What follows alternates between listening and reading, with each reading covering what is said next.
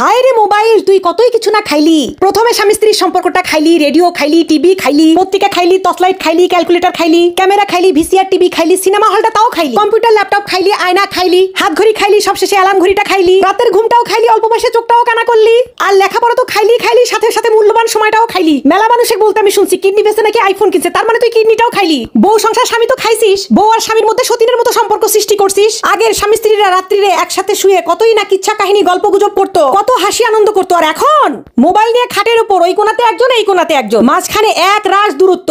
মনের মধ্যে কোনো মিল নাই, সংসার করতে হবে তাই করতেছে। স্বামীর স্ত্রীকে ভালো লাগে না, স্ত্রীর স্বামীকে ভালো লাগে। সবাই মোবাইলের ভিতর আসক্ত, মোবাইলের ভিতরে যেগুলো আছে শুধু ওগুলো কি ভালো লাগে। স্বামীর অন্য বইয়ের চাকচিক্য ভালো লাগে, আর স্ত্রীর অন্যের স্বামীর কথাবার্তা চালচলন এগুলো ভালো লাগে। হায় রে কি যুগ পড়লো রে, মোবাইলে সবকিছুই খাইলো রে। আগের দিনগুলা কি যে ভালো ছিল। আগে স্বামী স্ত্রীর সম্পর্ক দেখলে বুক ভরে যেত। আমাদের নানি দাদিরা যে আছে তাদের ভালোবাসা দেখলে এখনো মনটা ভরে যায়। আর আমাদের মধ্যে খালি মারামারি, ফাটাফাটি, গন্ডগোল, খোসাখুসি, এগুলো ছাড়া আর কোনো কিছুই নাই। এর একমাত্র কারণই হচ্ছে ওই সর্বনাশা মোবাইল। ওই মোবাইলে এই সর্বনাশটা করলো।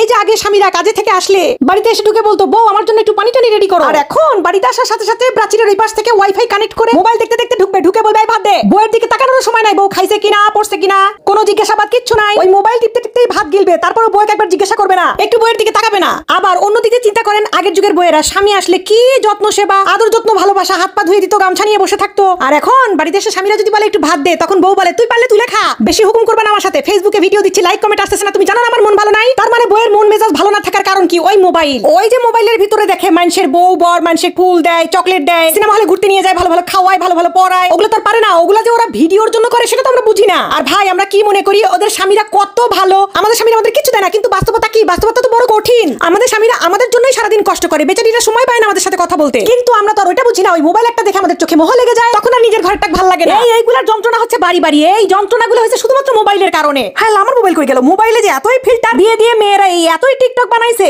এই টিকটক দেখে দেখে আমাদের স্বামীদেরকে আমাদেরকে আর ভালো লাগে না। আমাদের মুখে মাস্তা লাগে, মুখে ব্রণ লাগে, বউ কালা কালা লাগে, বউয়ের মুখ চিমড়া চিমড়া লাগে, মুসলিম লাগে না, বউয়ের চুল ভালো লাগে না, বউয়ের কিচ্ছু ভালো লাগে না। এই ফিল্টার মারাগুলো কি ভালো লাগে? এগুলাই হচ্ছে এখনকার সময়ের মেইন সমস্যা, বুঝেননি? আর বউদের সমস্যা হয়ে গেছে ওই যে মানুষের স্বামী বউদেরকে এত ভালোবাসে, বড় বড় গিফট কিনে দেয়, দামি দামি কার কিনে দিছে। আমাদের কপালে তো রিক্সাও জোটে না, ভ্যানও জোটে না। কিন্তু ওগুলা ভাই ওদের তো ওগুলো অন্য জিনিস, ওগুলো বুঝি না তো আমরা। ওগুলো আমরা না বোঝার জন্যই আমাদের সংসারে আজকে এত অশান্তি। এই মোবাইল যে কি সর্বনাশটা করলো। দুনিয়ার সব খাইলো তো খাইলো, স্বামী স্ত্রীর সম্পর্কটাও খাইলো। এই মোবাইল মনে হয় আর কিছুদিন পর স্বামী স্ত্রীর সম্পর্কটাই রাখবে না, দুনিয়ার থেকে তুলে দিবে মনে হয়। বাপরে বাপ, মোবাইলের কারণে খালি এখন পরকিয়া, ঘরে ঘরে পরকিয়া। এর বউ ওর সাথে চলে গেছে, এর বয়ফ্রেন্ড ওর সাথে চলে গেছে। কি একটা যুগ জামানা পড়লো। সি সি সি।